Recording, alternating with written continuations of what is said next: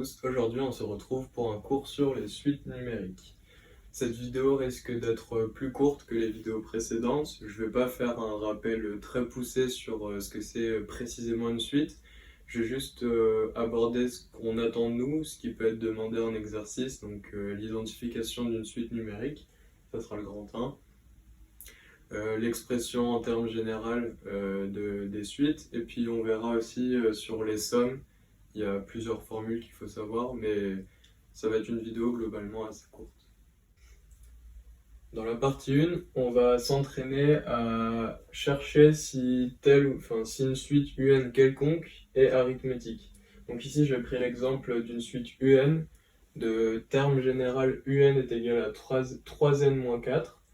Et on va essayer de voir ensemble si UN est arithmétique ou non. Pour cela, la première étape, c'est calculer UN plus 1. Donc ici, en indice, on a n plus 1, et ici, on a UN. Donc on voit que quand on a eu n en indice, on a 3n moins 4. Donc si on a eu n plus 1 en indice, on aura 3n plus 1 moins 4. C'est comme si c'était une fonction, par exemple, f de x. Donc ici, on aurait 3x. F de x plus 1, ici on aurait 3 facteurs de x plus 1. C'est pareil, sauf qu'ici c'est des n. Et donc du coup on a 3n plus 1 moins 4, parce qu'il ne faut pas oublier le moins 4. Donc là on développe, on obtient 3n plus 3 moins 4, soit n, 3n moins 1. Donc là on a calculé un plus 1, donc un plus 1 est égal à 3n moins 1. La deuxième étape, c'est de calculer un plus 1 moins un. Donc pourquoi? Je l'ai représenté ici. Là, admettons, c'est une suite avec deux termes, donc 5 et 7. Pour passer de 5 à 7, on fait bien plus 2. Donc si je fais 7 moins 5, soit un plus 1 moins un, on obtient bien 2, une constante. Donc 2, c'est la raison. C'est ce qu'on appelle la raison avec les suites arithmétiques. Donc, si on fait un plus 1 moins un et qu'on obtient ici quelque chose indépendant de n, donc c'est-à-dire une constante, alors un plus 1 moins alors un, c'est une suite arithmétique et la raison, c'est la constante qu'on obtient ici. Donc là, on va calculer. On a donc 3n moins 1, ce qu'on a calculé ici, et moins 3n moins 4 entre parenthèses, parce qu'il y a un signe moins ici, il faut faire attention, donc 3n moins 4. On peut calculer, ça fait 3n moins 1 moins 3n plus 4, parce que le moins il se distribue, donc moins par moins ça fait plus, donc plus 4. Les 3n s'éliminent, on a moins 1 plus 4, c'est égal à 3, on a bien une constante. Donc du coup, UN est une suite arithmétique de raison 3. J'ai donc renoté ici, UN est une suite arithmétique, donc de raison 3, on l'a calculé ici. Et là maintenant il faut calculer le premier terme. Donc pour ça c'est très simple, on fait U0, parce qu'ici c'est possible, U0 existe. On a U0 fois, donc c'est 3 fois 0, on remplace n par 0, moins 4, donc on obtient moins 4. Donc du coup UN c'est une suite arithmétique de raison 3, et de premier terme, moins 4. J'ai pris ici un second cas de figure, c'est quand cette fois on nous donne UN, mais par récurrence. Donc la dernière fois on avait directement la formule explicite de UN. Là, on a un par récurrence, c'est-à-dire un plus 1 est égal à un moins 4 ici, avec u0 est égal à 6. Donc là, ce qu'on va chercher ensemble, c'est voir si un est arithmétique, et si oui, on va donner sa formule explicite. La dernière fois, on n'avait pas besoin de donner la formule explicite, car elle était déjà donnée. Là, ici, il faut la trouver. On veut trouver un en fonction de n. Donc pour ça, il faut voir si elle est arithmétique d'abord. Pour prouver si UN elle est arithmétique, bah là c'est très simple. Vu qu'on nous donne UN plus 1 est égal à UN moins 4, donc ça c'est équivaut à UN plus 1 moins UN est égal à moins 4. On fait passer le UN de l'autre côté. Et ça, bah, c'est notre formule pour savoir si une suite elle est arithmétique ou non. Donc du coup on a UN plus 1 moins UN qui est égal à moins 4. Moins 4 c'est la raison. Donc on peut dire que UN est arithmétique de raison moins 4. Et de premier terme, 6. Là, cette fois, c'est donné, on n'a pas besoin de le calculer. Donc, la première formule, on a pour U0, donc le premier cas de figure. UN, sa formule explicite, c'est le premier terme, donc U0, plus n fois la raison, donc plus NR. Donc ici, il y a l'explication de la formule, elle est relativement simple. Donc en fait, là j'ai noté une suite 0, 1, 2, etc. jusque n, donc c'est une suite arithmétique de raison 1, donc ici de raison r, mais c'est 1. Pour passer de 0 à 1, on fait une fois r, vu on ajoute une fois r, donc plus r. Pour passer de 0 à 2, plus 2r, pour 3, 3r, 4r, etc. jusque plus nr, donc ici, on a l'explication de pourquoi on ajoute nr. u0, notre u0 c'est 0. Pour aller de u0 par exemple, si on veut faire u de 2, on fait de u de 0 plus 2 fois r, donc 0 plus 2 fois r. C'est pareil pour n, pour un, on a u0 plus n fois r. Donc voilà, c'est l'explication de la première formule. La formule pour u1, on a donc un qui est égal à u1 plus n-1 r. Donc là, on a à nouveau la même suite et je vais expliquer pourquoi c'est n-1 r et non pas nr. On imagine que le 0 il est toujours là, sauf que cette fois-ci on part de 1. Pour aller à 2, on ajoute r. Pour aller à n, on pourrait dire on ajoute r. N fois r. Sauf qu'en fait non, parce que n fois r c'est pour 0. Là on a un rang de plus, donc on doit en enlever 1, sinon on serait à n plus 1. Si en partant de 1, on ajouterait nr, on aurait n plus 1. Donc pour pas avoir n plus 1, mais bien n, il faut multiplier r par n-1, car il y a 0 derrière, et Rn c'est le trajet pour aller de 0 à n. Donc de 1 à n, c'est n-1. La dernière formule c'est un est égal à up plus n-p. On va voir que c'est exactement le même principe que là, et de toute façon, cette formule-là est applicable pour u0, u1 et n'importe quelle valeur de p. Donc pour expliquer, ici cette fois on a une autre suite, donc c'est exactement la même en fait, sauf que j'ai rajouté un terme, le terme p. P il se situe n'importe où entre 0 et n. P ça peut très bien être 1, ça peut être 0, ça peut être 2. Et donc voilà.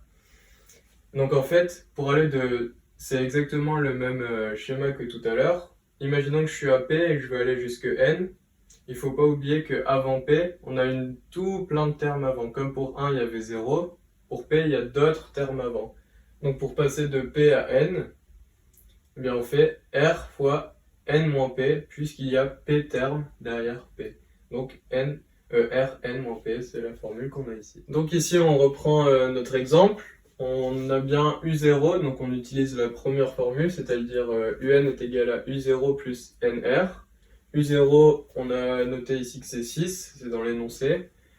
R, on a trouvé que c'était moins 4, donc on remplace par les valeurs. 6 plus N fois moins 4, donc moins 4N plus 6. On a trouvé la formule explicite de UN et on a fini l'exercice. On va maintenant passer au grand 2, donc la somme des termes d'une suite arithmétique. Je vais pas faire la démonstration, puisqu'il y a une démonstration des formules, je vais juste la dire. Et ensuite on fera des exemples, des applications, pour mieux visualiser et comprendre le cours. Donc on a une somme de termes, donc par exemple U1 plus U2 plus U3 jusque par exemple U10. Ici je l'ai représenté avec des termes généraux P et N, mais ensuite on fera des exemples avec des vrais chiffres et une mise en contextualisation. Donc on a S qui additionne UP plus 1 jusque UN. Entre parenthèses, j'ai noté la formule, la notation un peu plus conventionnelle, avec l'opérateur sigma, I en indice des U, avec I qui va de P, donc ici, jusqu'à N. On note le N en haut pour aller dire que ça va de P à N, donc ça fait UP plus 1 jusqu'à UN. C'est exactement la même chose. La formule, c'est N, donc l'indice de N, de UN, moins P, donc l'indice de UP, plus 1, facteur de UP, donc le premier terme, plus UN, le dernier terme, divisé par 2. Donc ça c'est la formule, il faut la connaître et l'appliquer, elle n'est pas dure à apprendre, elle est quand même courte.